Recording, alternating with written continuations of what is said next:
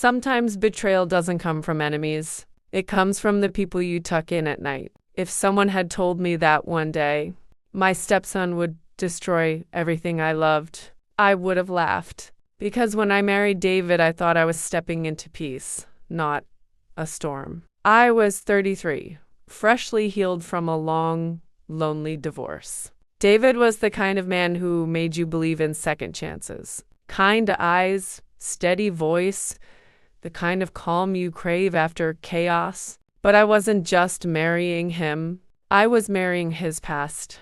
And part of that past was a 17-year-old boy named Ethan, his son. When I first met him, he didn't even look at me, just nodded, mumbled hi, and went back to his phone. David smiled awkwardly. "He just needs time," he whispered. I smiled back, pretending not to feel the chill in the room. I told myself he's just a teenager, that one day he'd see I wasn't trying to replace his mother. But deep down, I already knew. He didn't want me there. The first few weeks of marriage were quiet, too quiet. I tried everything to make him comfortable. Made breakfast before school. Left little notes on the fridge. "Good luck on your exam." Sometimes he'd smile faintly. Other times he'd just walk away. It wasn't hate. It was distance.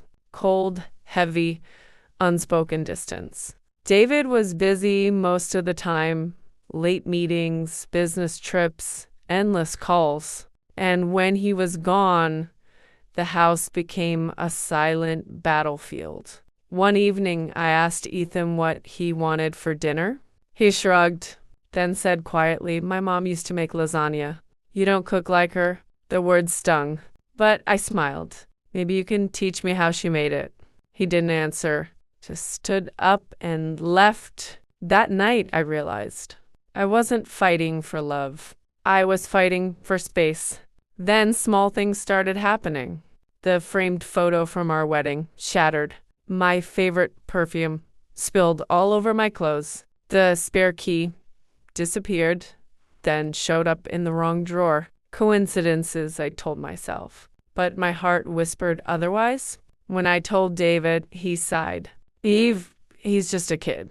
You're reading too much into things." Maybe he was right. Maybe I was overthinking. Until one evening, I came home early. The house was dim, quiet, except for the faint sound of clicking keys. I followed it to David's study, and what I saw froze me. Ethan, sitting at my husband's computer, reading my emails, my private messages, work, friends, everything. My voice trembled. "Ethan, what are you doing?" He turned slowly.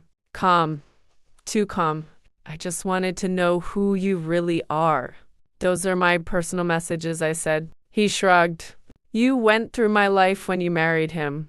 I'm just returning the favor." His words cut deeper than any scream could. "I'm not trying to replace your mom," I whispered. "You already did."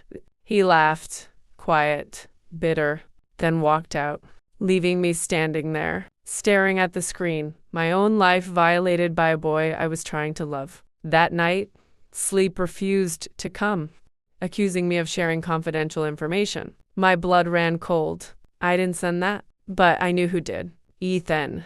When I confronted David, he refused to believe it.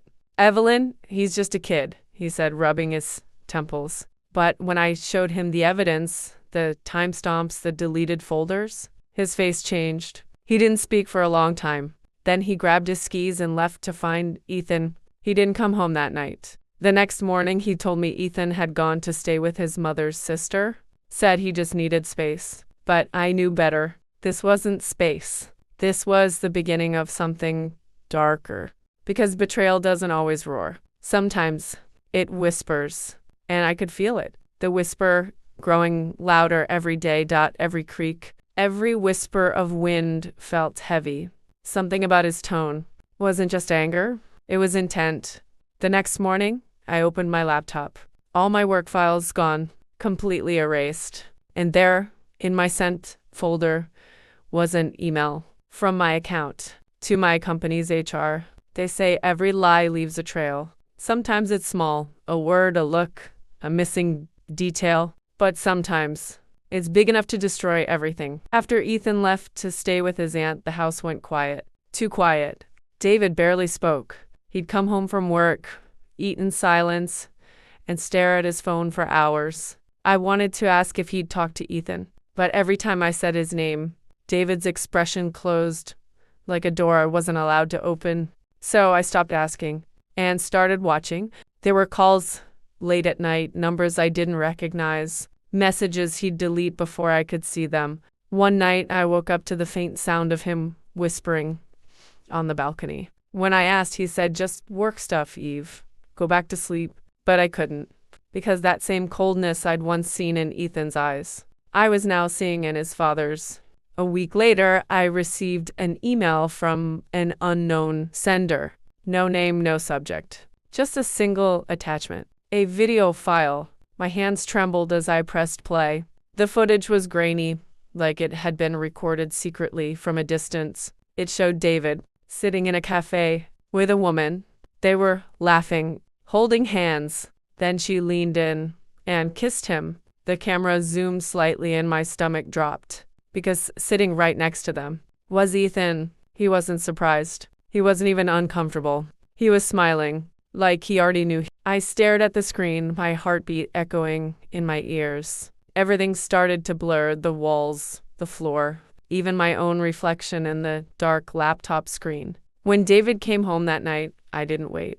I showed him the video. He froze, didn't deny it, didn't even flinch, just looked at me and said, "You weren't supposed to find out like this." "Find out what?" I whispered. He sighed, rubbing his face like a man who'd been carrying a lie too long. "Her name's Melissa. She's Ethan's mother." I felt the world tilt. What